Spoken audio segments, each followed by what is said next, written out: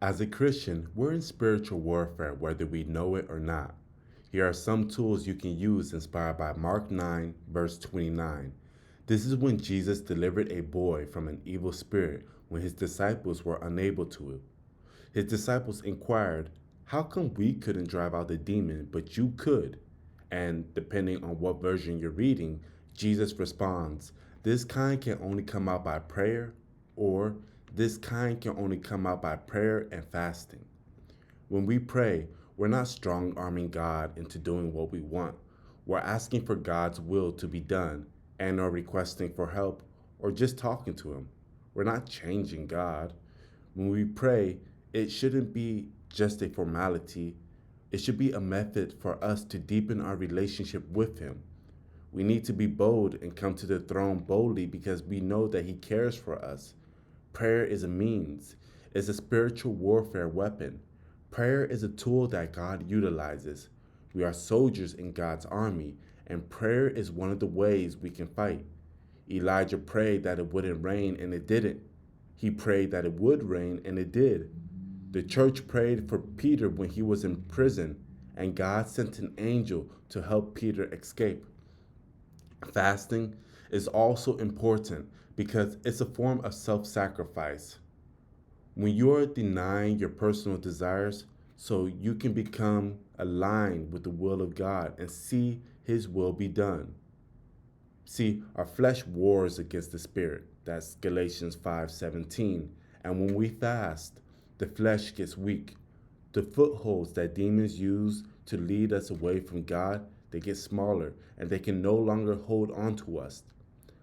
Fasting is a willful humbling of ourselves where we deny worldly needs, food, and instead build up an appetite for spiritual dependence, prayer. God resists the proud, but He gives grace to the humble.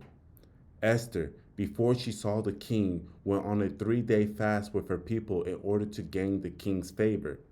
She wasn't supposed to enter the king's chamber without being called for, but if you please God, He can give you the favor of the king, for Jesus is the King of kings. The end of 1 Samuel, the people of Israel went on a 7-day fast. They had just lost a battle against the Philistines, and King Saul and his sons were dead. After that 7-day fast, 2 Samuel starts, and it's an upward trajectory for the people of Israel. David becomes king, the kingdom of Israel becomes strong, mighty, and it prospers.